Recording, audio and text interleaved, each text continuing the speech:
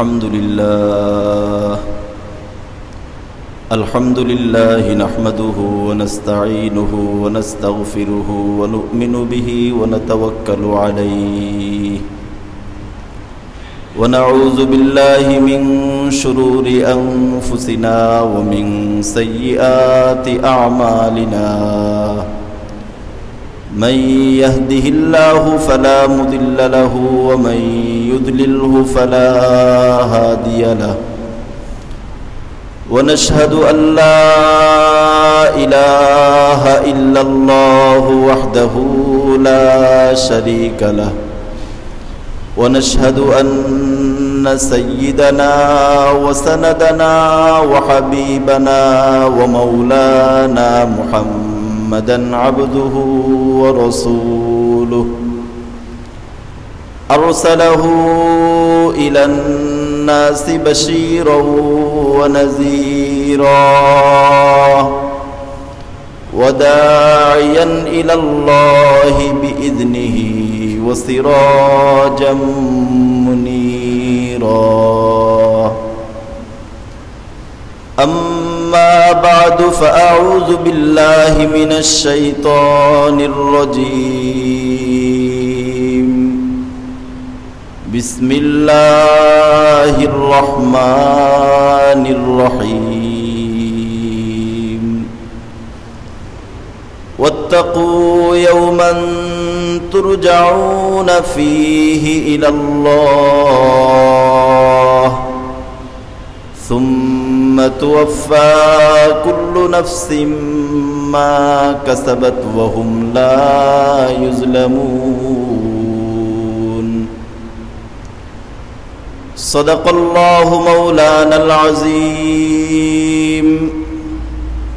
وصدق رسوله النبي الكريم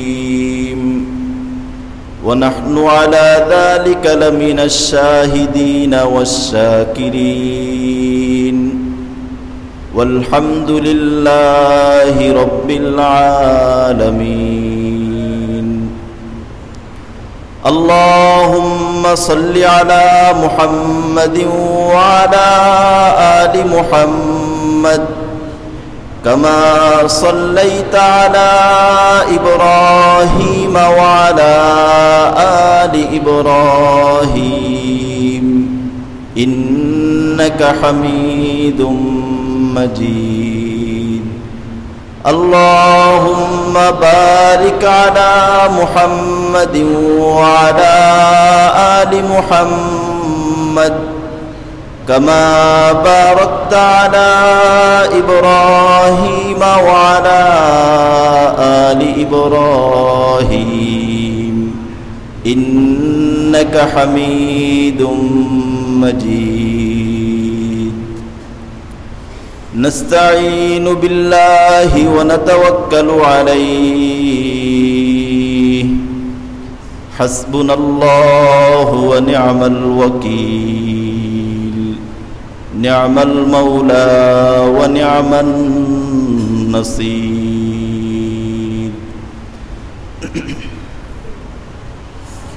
محترم مكرم قابل احترام حضرات মুসল্লিয়ানে কিরাম আল্লাহ রাব্বুল আলামিনের শাহী দরবারে লাখো কোটি শুকরিয়া আদায় করছি যে আল্লাহ পাক আমাদেরকে একটি পবিত্র দিনে আল্লাহ পাকের ঘর মসজিদে আসার জন্য সুযোগ করে দিয়েছেন এজন্য সকলেই দিল খুলে প্রাণ ভরে শুকরিয়া আদায় করি আলহামদুলিল্লাহ মৃত্যুর প্রস্তুতি সম্পর্কে আলোচনা চলছিল কেউ যদি হুকুকুল্লাহ আল্লাহর হক নষ্ট করে থাকেন তাহলে তার জন্য করণীয় কি সেটা আলোচনা হয়েছে অনুরূপভাবে কেউ যদি বান্দার অর্থনৈতিক হক নষ্ট করে থাকেন তাহলেও করণীয় কি সেটাও আলোচনা হয়েছে আল্লাহ রাব্বুল আলামিন যদি তৌফিক দান করেন আজকে আলোচনা করব কেউ যদি কারো মর্যাদাগত হক নষ্ট করে থাকেন অথবা দায়িত্বগত হক নষ্ট করে থাকেন সেক্ষেত্রে তার জন্য করণীয় কি আল্লাহ রাব্বুল আলামিন আমাদের সকলকে দ্বীনের সঠিক কথা ভালোভাবে শুনে বুঝে আমল করার তৌফিক দান করুন। কেউ যদি কারো মর্যাদাগত হক নষ্ট করে থাকেন, যেমন কাউকে আঘাত দিয়েছেন, আঘাত করেছেন, অফিসে কোনো ঝামেলা হয়েছে, মেজাজটা খারাপ, বাসায় আসার সাথে সাথে স্ত্রীর কথা এদিক সেদিক হওয়ার সাথেই দিয়েছে চ, হয় না এরকম? অথবা স্ত্রীর সাথে কোনো ঝামেলা হয়েছে, অফিসে যাওয়ার পর অফিসের বয় একটু কথা এদিক সেদিক হওয়ার পর দে তাকে থাপ্পড়, হয় না এরকম? হয়। এরকম যদি কেউ কাউকে আঘাত দিয়ে থাকেন অথবা কাউকে বেশি কথা বলে থাকে, সে যতটুকু প্রাপ্য তার থেকে বেশি হয়ে যায়, সে যে অন্যায় করেছে এই অন্যায় তাকে ধমক দেওয়ার উপযুক্ত সে একটা, কিন্তু দিয়ে দিয়েছি দুইটা, এটাও হক নষ্ট। অনুরূপভাবে কাউকে গালি দিয়েছি, কাউকে খোঁটা দিয়েছি, অথবা কারো গীবত করেছি, এরকম আরো যত হক হতে পারে যেগুলো মানুষের মর্যাদার সাথে সম্পর্ক, এই হকগুলি যদি আমি নষ্ট করে থাকি তাহলে এক্ষেত্রে আমার তওবার একমাত্র পদ্ধতি হচ্ছে, শুধু একটাই রাস্তা, তা হলো তার কাছে গিয়ে ক্ষমা চেতে হবে।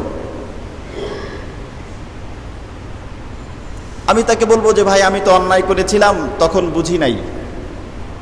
কি বলেন হুজুর, আমার অফিস বয়, তার কাছে ক্ষমা চাবো? অবশ্যই চেতে হবে, যদি দুনিয়ায় না চান মৃত্যুর পরে যেতে হবে। এর থেকে ভালো দুনিয়াতে থাকতেই আমি মুআমালা সাফ করলাম, বিষয়টা ক্লিয়ার করলাম। স্ত্রীর কাছে ক্ষমা চাবো? অবশ্যই চেতে হবে, কারণ অন্যায় করেছে আমি। এই হকগুলি যদি কেউ নষ্ট করে থাকেন তাহলে একটাই পদ্ধতি, তা হলো তার কাছে গিয়ে ক্ষমা চেতে হবে।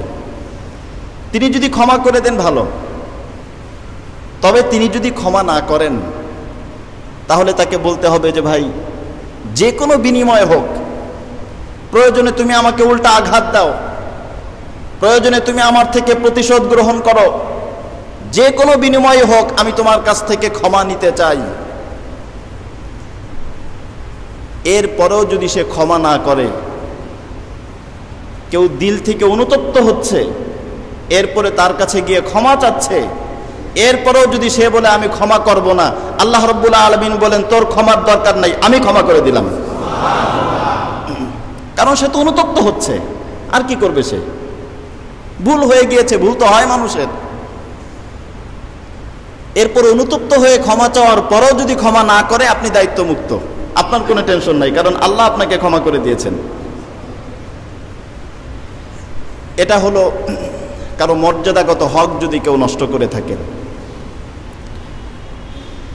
তৃতীয় বিষয় হচ্ছে, কেউ যদি দায়িত্বগত হক নষ্ট করে থাকেন, বর্তমান সমাজে এই হক নষ্ট হয় সব থেকে বেশি। এই হক নষ্ট করার কারণে বর্তমান আমাদের দেশ দুর্নীতির একটা আখড়ায় পরিণত হয়ে গিয়েছে। একমাত্র কারণ দায়িত্বগত হক আমরা নষ্ট করছি। সমস্ত মানুষ যদি নিজ নিজ দায়িত্ব সম্পর্কে সচেতন হন, নিজ নিজ দায়িত্ব নিজ নিজ কর্তব্য সম্পর্কে যদি সমস্ত মানুষ সচেতন হন, তাহলে দেশ একটা সোনার দেশে পরিণত হবে। আর দায়িত্ব সম্পর্কে সচেতন না হয়ে যতই মিষ্টি মিষ্টি কথা বলা হোক, বড় বড় দুর্নীতিবাজরা বড় বেশি বেশি মিষ্টি মিষ্টি কথা বলে, দুষ্ট লোকের মিষ্টি কথা। এজন্য দায়িত্ব পালন না করে যত মিষ্টি মিষ্টি মজার মজার কথা বলা হোক, কখনো পরিশুদ্ধ হবে না। এজন্য সকলেই খেয়াল করব, প্রত্যেকেই, আমিও, আমারও কিছু দায়িত্ব আছে, আপনারও কিছু দায়িত্ব আছে, প্রত্যেকেরই কিছু দায়িত্ব আছে। যার যার দায়িত্ব সে যদি সঠিকভাবে আদায় করে, তাহলে কখনো অন্যায় অবিচার হবে না বা হওয়ার সুযোগই পাবে না। দায়িত্বগত হকের ভিতরে যেমন একজন শিক্ষক শিক্ষক তার হক হচ্ছে, তার দায়িত্ব হচ্ছে ছাত্রদেরকে সুন্দরভাবে পড়ানো, তাদেরকে সঠিক শিক্ষা দেওয়া, এটা হচ্ছে তার দায়িত্ব। কিন্তু যদি কোনো শিক্ষক এই দায়িত্বে অবহেলা করেন, সঠিকভাবে তাকে শিক্ষা না দেন, অথবা একজন পিতা তার কলিজার টুকরা সন্তানকে শিক্ষকের কাছে শিক্ষা এবং নৈতিক শিক্ষা দেওয়ার জন্য পাঠিয়ে দিয়েছে, এই সুযোগে ওই পশুরূপী শিক্ষক যদি তার সাথে ওই মেয়ে ছাত্রীর সাথে কোনো অনৈতিক কাণ্ড করে, অনৈতিক কোনো সম্পর্ক করে, সেটাও দায়িত্বের ভিতরে সে চরমভাবে দায়িত্ব অবহেলা করলো। আমাদের সমাজে এগুলো অনেক বেশি হয়। যারা টিউশন টিচার, টিউশনি করে, অনেক ঝামেলা করে, অথচ সেটা তার উচিত না। সে পিতা সমতুল্য, সে চিন্তা করবে যে আমার সন্তান সমতুল্য। দ্বিতীয় বিষয় হচ্ছে বেপর্দার সাথে পড়ানো, এটা জায়েজই তো নাই। পিতা সমতুল্য হোক আর যে সমতুল্য হোক, বেপর্দার সাথে একজন টিচার তিনি তার ছাত্রীকে যত কন্যা মনে করুক, জায়েজ নাই বেপর্দার সাথে পড়ানো। আমাদের সমাজ এভাবে চলছে। একজন ছাত্রী সে মেডিকেল পড়ছে একজন টিচারের কাছ থেকে। ওই টিচার যদি তার নীতি নৈতিকতা যদি ঠিক না থাকে, তাহলে ওই ছাত্রী শিক্ষকের কাছ থেকে অনৈতিক বিষয় শিখবে। পরবর্তীতে সেও যখন ডাক্তার হবে, সে টাকার বিনিময়ে বিক্রি হয়ে যাবে। দোষটা কার? আজকে ওই ডাক্তারকে গালি দিচ্ছেন কেন? দোষটা কার? দোষটা গোটা সমাজের। আজকে এই সমাজ ব্যবস্থার দোষ। ওই ছাত্রীকে যদি তার শিক্ষক নৈতিকতা শেখাতো, ওই ছাত্রীকে যদি শিক্ষক আদর্শ শিক্ষা শেখাতো, দ্বীন শেখাতো, তাওহীদ শেখাতো, ইসলাম শেখাতো, তাহলে সে কখনো টাকার বিনিময়ে বিক্রি হতো না। ভুল করি সকলে মিলে, দোষ হয় একজনের।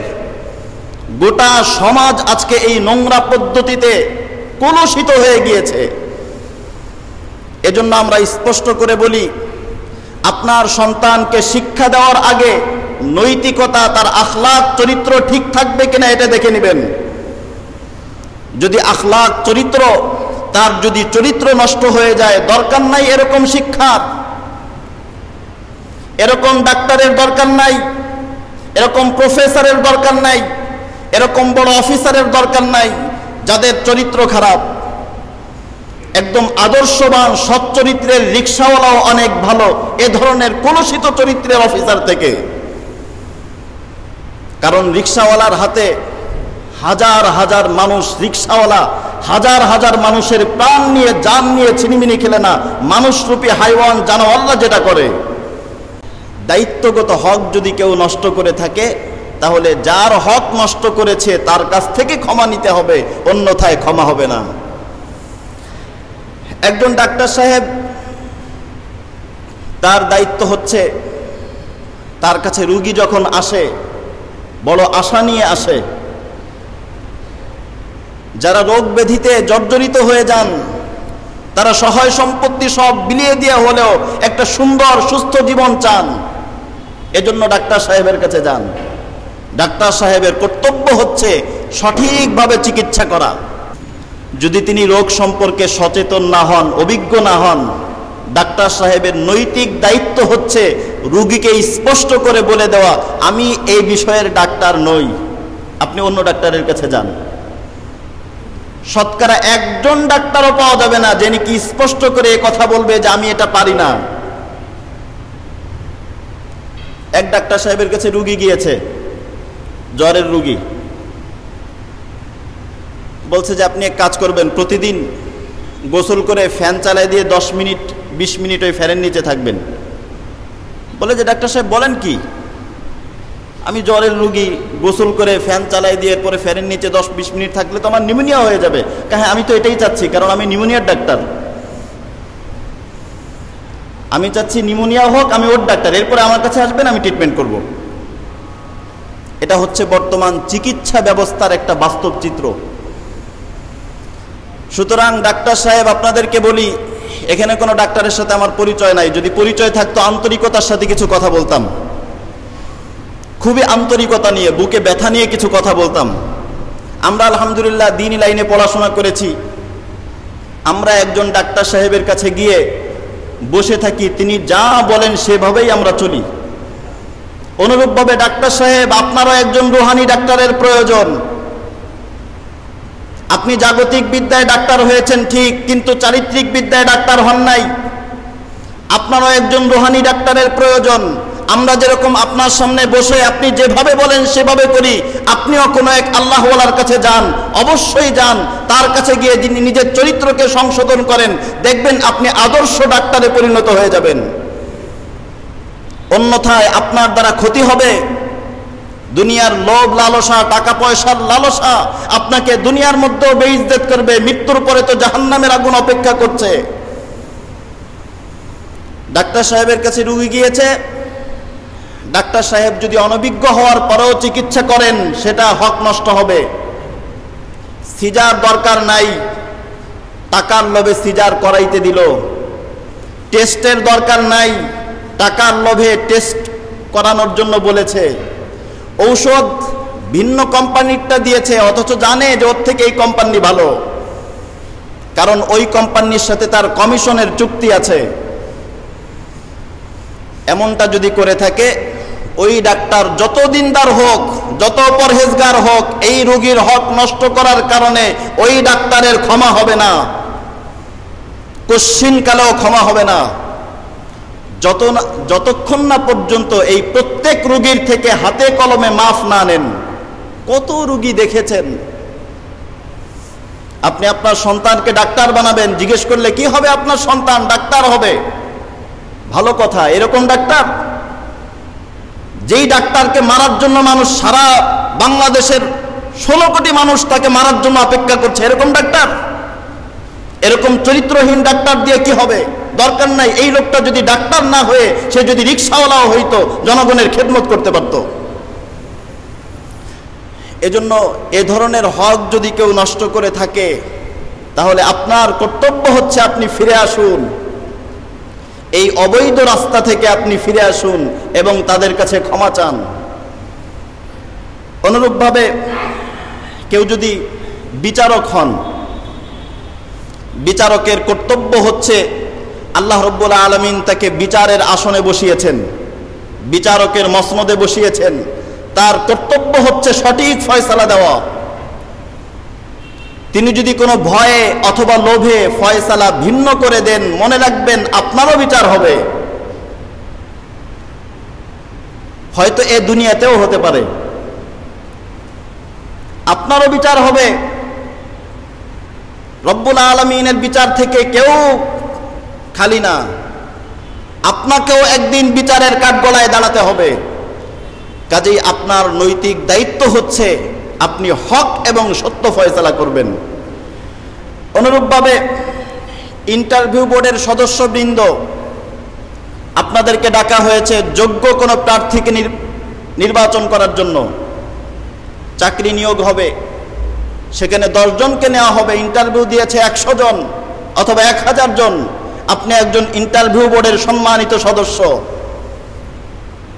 রাত্রেবেলায় ফোন, সকালবেলায় ফোন, এই ফোনের কারণে আপনার সিদ্ধান্ত যদি পাল্টে যায়, আপনি ওই ব্যক্তির এই বাকি 10 জনের সাথে যদি আপনি 10 জনকে ভিন্ন পদ্ধতিতে নিয়োগ দেন, 100 জনের সাথে, বাকি 90 জনের সাথে আপনি হক নষ্ট করলেন। এই 90 জন কিয়ামতের দিন আপনার বিরুদ্ধে আল্লাহর কাছে মামলা দায়ের করবে। আপনি নিয়োগ দিয়ে সুন্দর করে ভালো একটা বক্তব্য দিলেন যে আমি আমার দায়িত্ব পালন করেছি। আপনি কেমন দায়িত্ব পালন করছেন সেটা আল্লাহ জানেন। এই শাস্তি দুনিয়াতেও আপনাকে আল্লাহ পাক দিতে পারেন। আমি কি বুঝাতে পারতেছি আপনাদের? স্পষ্ট কথা, এগুলোর সাথে কোনো আপোষ নেই। এজন্য আপোষ নেই কারণ আমারও কিছু দায়িত্ব আছে। আল্লাহ রাব্বুল আলামিন আমাকে এই চেয়ারে বসিয়েছেন, এই মসনদে বসিয়েছেন, এই মেম্বারে বসছেন জনাবে মুহাম্মদুর রাসূলুল্লাহ সাল্লাল্লাহু আলাইহি ওয়াসাল্লাম। এটা মুহাম্মদুর রাসূলুল্লাহর মেম্বার। এই মেম্বারে বসে আমি যদি অন্যায় কথা বলি অথবা হক কথা গোপন করি, আমাকেও আল্লাহর কাছে জবাব দিতে হবে। কোনো খাতির নাই আমি খতিব বলে, আমি ইমাম বলে, আমি মাওলানা মুফতি মুহাদ্দিস বলে আল্লাহর কাছে মাপ পাবো, এরকম না। আমাকেও জবাব দিতে হবে, তুমি কেন সত্য কথা বলো নাই। এই সমস্ত মানুষ তোমার কাছে আমানত ছিল, তারা এত ভোরে ভোরে চলে আসতো তোমার মুখ থেকে কিছু হক কথা শোনার জন্য। এতগুলো মানুষের সাথে তুমি কেন গাদ্দারি করেছো, আল্লাহর কাছে আমাকে জবাব দিতে হবে। এজন্য আগে আমার জান তো বাঁচাইতে হবে।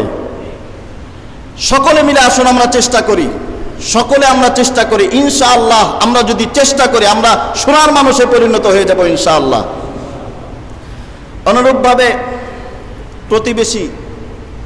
প্রতিবেশীদের সাথেও যদি আমি তাদের হক নষ্ট করে থাকি, এক্ষেত্রেও আল্লাহর কাছে জবাব, এক্ষেত্রেও প্রতিবেশীর কাছে ক্ষমা চাইতে হবে।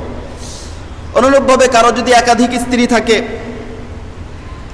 একাধিক স্ত্রী যদি থাকে, শরীয়ত বলেছে প্রত্যেক স্ত্রীর সাথে সমতা বিধান করো, সমতা বজায় রাখো, এটা তোমার দায়িত্ব, হক। এই স্ত্রীর কাছে একদিন থাকলে ওই স্ত্রীর কাছে আরেক দিন। এই স্ত্রীকে যতটুকু তার ভরণ পোষণ বা তাকে যেই পরিমাণ তার পিছনে টাকা খরচ করব, অন্য স্ত্রীর পিছনে ওই পরিমাণই সমান সমান, একটুও কম বেশি না। আমাদের সমাজে দেখা যায় দ্বিতীয় বিয়ে যদি কেউ করে তাহলে আগের বউয়ের কোনো খবরই নাই। অনেক সময় দেখা যায় যে আগের বউ বিভিন্ন কারণে হয়তো কিছু বলেন না, অথবা বললেও দেখা যায় যে কর্ণপাত করে না। রব্বুল আলামিনের কাছে জবাব দিতে হবে। এজন্য খবরদার, সাবধান। স্ত্রী যদি একাধিক থাকে তাহলে প্রত্যেক স্ত্রীর সাথে সমতা বজায় রাখা এটা কর্তব্য, দায়িত্ব। অন্যথায় যদি ভুল করে থাকি এখনই আজকেই তার কাছে মাপ চাবো। সে যদি মাপ না করে তাহলে আমার মাপ হবে না। আমাকে এক ভাই তিনি প্রশ্ন করেছিলেন অনেক আগে যে হুজুর আসলে আমি তো বুঝি নাই, আমার পূর্ণ চাকরি জীবনীতে দেখা গেছে আমি অনেক সময় অফিস ঠিকমতো করিনি। 10টার সময় অফিস করার কথা, কিন্তু আমি সেখানে কোনোদিন 12টায় গিয়েছি, কোনোদিন যাই নেই। আমি অনেক উচ্চপদস্থ কর্মকর্তা ছিলাম, এজন্য আমার ব্যাপারে কেউ কিছু বলেও নেই। এক্ষেত্রে আমার কর্তব্য কি? এক্ষেত্রে আমার জন্য করণীয় কি? ভালো করে মনে রাখবেন। আমি তাকে বলেছি যে ক্ষেত্রে মাসলা তো কঠিন, যেহেতু আপনার দায়িত্ব হচ্ছে পূর্ণ সময় অফিস করা, এই পূর্ণ সময়ের অফিস বাবদ আপনাকে যে স্যালারি দিয়েছে এটা পূর্ণ সময়ের অফিস বাবদ দিয়েছে। কাজে আপনার কর্তব্য হচ্ছে আপনি হিসাব করুন যে আপনার বেতন যা স্যালারি হিসেবে ঘন্টায় কত টাকা স্যালারি আসে। এই হিসেবে আপনি প্রতি মাসে কত ঘন্টা কামাই দিয়েছেন হিসাব করেন। আপনার ঘন্টায় যদি 1000 টাকা স্যালারি আসে তাহলে পূর্ণ মাসের ভিতরে যদি আপনি 10 ঘন্টা নষ্ট করেন 10,000 টাকা পরিমাণ সরকারি ফান্ডে আপনি জমা করে দিবেন। আর যদি আপনি সরকারি চাকরি না করে ব্যক্তিগত চাকরি করেন তাহলে ওই মালিকের কাছে পৌঁছে দিবেন যে এটা আমি নষ্ট করেছি, আপনার হক। অনেক বেশি কঠিন লাগছে মাসলা এটাই। এজন্য সকলকে লক্ষ্য করে শেষ কথা বলি, বিশেষ করে যাদেরকে আল্লাহ রাব্বুল আলামিন সম্পদ দিয়েছেন তাদেরকে একটা কথা বলি, মনোযোগ দিয়ে শুনবেন, এটাই শেষ। সেটা হলো আপনি সারা জীবনে যে উপার্জন করেছেন আপনি চেষ্টা করবেন এই উপার্জনের কিছু অংশ যেন আপনি কবরে নিয়ে যেতে পারেন। সব দুনিয়াতে রেখে যাওয়ার দরকার নেই, কিছু কবরে নিয়ে যাওয়া দরকার। কারণ হচ্ছে আমি যদি মৃত্যুবরণ করি, আমার মৃত্যুবরণ করার সাথে সাথেই আমার আর সম্পদের মালিক আমি থাকবো না, সম্পদের মালিক হয়ে যাবে ওয়ারিস। এই সম্পদের মালিক আর আমি না, সেটা ওয়ারিসরা হয়ে যাবে। এজন্য ওরা কি করবে না করবে সেটা আপনার দেখার বিষয় না। আপনি জীবিত অবস্থায় কমপক্ষে আপনি আপনার সম্পত্তির আপনার সন্তানদেরকে বললেন যে আমি যে পেনশন পেয়েছি, রিটায়ার্ডের পরে আমি যে পেনশন পেয়েছি, এই পেনশনের 2 ভাগ তোমাদের জন্য রেখে গেলাম, বাকি 1 ভাগ আমি কবরে নিয়ে যাব, এটা আমার। এটা অনেক গুরুত্বপূর্ণ বিষয়। আমি অনেক ভাইকে বলেছি, তারা অনেক খুশি হয়েছেন। আপনি এত কষ্ট করে সম্পদ উপার্জন করেছেন, সবটুকু মাটির উপরে রাখবেন কেন? 1 ভাগ 3 ভাগের 1 ভাগ আপনার সাথে নিয়ে যান। আপনি জীবদ্দশায় যদি আপনি 1 ভাগ অথবা কিছু অংশ আপনার জীবদ্দশায় যদি আপনি সাদাকা করে যান, সাদাকায়ে জারিয়ামূলক জায়গায়, তাহলে দেখা যাবে এরকম হক যেটা আপনার জানাও নাই সেগুলোর ক্ষতিপূরণ হয়ে যাবে। দেখা গিয়েছে আপনি কারো 10,000 টাকা নষ্ট করেছেন, আপনার এখন মেমোরিতে নাই। এজন্য যা করার জীবিত অবস্থায় যদি পারেন, এটা অনেক ভালো একটা পদ্ধতি। যেহেতু আমাদের অনেক হক নষ্ট হয় মনের অজান্তেও, আপনি কি পূর্ণ হিসাব দিতে পারবেন এখন কত হক নষ্ট হয়ে গিয়েছে যা আপনার মেমোরিতে নাই, কিন্তু আল্লাহ রাব্বুল আলামিনের মেমোরিতে তো আছেন। এজন্য সবচেয়ে ভালো হচ্ছে আপনি জীবিত অবস্থায় কিছু পরিমাণ যতটুকু পারেন, যদি আপনার সামর্থ্য থেকে 3 ভাগের 1 ভাগ আপনি দিয়ে যান অথবা 4 ভাগের 1 ভাগ, যতটুকু হয়, বাকি যেটা দিবেন সেটা আপনার। ওই পরিমাণ আপনি সদকায়ে জারিয়ামূলক কাজে, যার যেখানে মন চায় সদকায়ে জারিয়ামূলক কাজে যদি অংশগ্রহণ করতে পারেন, আশা করি সেটা আপনার জন্য অনেক বেশি ফলপ্রসূ হবে। অন্যথায় আপনার রক্ত পানি করা সম্পদ, সেগুলো দিয়ে আরেকজন ঝামেলা করবে, আরেকজন অন্যদের মাঝে ভাগ বটাওয়ারা হবে, আর মৃত্যুর পর কবরে আপনি মায়ের খাইতে থাকবেন কেন? আপনার সম্পদ দিয়ে আরেকজন ভোগ করছে, দেখা যাচ্ছে আপনার সম্পদ দিয়ে আপনার সন্তানরা অন্যায় পথে ব্যয় করছে, তারা আমোদ ফুর্তি করছে, অথচ আপনি ওই সম্পদের জন্য কবরে বসে মায়ের খাচ্ছেন কেন? আপনি এটা কেন করতে যাবেন? তাদের জন্যও রাখবেন, বাকি আপনার জন্যও রাখবেন। বর্তমান আমাদের সমাজে 90% মানুষ সব রেখে যায়, কিছুই নিয়ে যায় না। ওখানে যাওয়ার পর প্রত্যেকটা জায়গায় জায়গায় ধরা খেলে এটা কে পৌঁছে দিবে? সন্তানরা তো বছরে একদিন কিছু দিয়ে দিল, বাকি। এজন্য এটা সবচেয়ে ভালো, যদি এটা করা যায় অনেক ভালো। যে কথাগুলো বললাম হুকুকুল ইবাদের 2টা বিষয়, আমরা প্রত্যেককে চেষ্টা করব আমাদের জীবনের জন্য এই বিষয়গুলো চলে আসে, এবং এই হকগুলো আগামী জীবনে আর নষ্ট করব না। আর যদি নষ্ট হয়ে গিয়ে থাকে, সেজন্য যে পদ্ধতি বললাম এই পদ্ধতিতে আমরা ক্ষমা চাবো, আল্লাহ রাব্বুল আলামিনের কাছেও ক্ষমা চাবো, যার হক নষ্ট করেছি তার কাছেও ক্ষমা চাবো, তাহলে ইনশাআল্লাহ আল্লাহ আমাদেরকে ক্ষমা করে দিবেন। আমরা জ্ঞানের কাফেলা, আমরা সুন্নাহর আহ্বান, আমাদের প্রিয় জামিয়া, প্রিয় মার্কা সুন্নাহ। তাহিয়াতুল্লাহ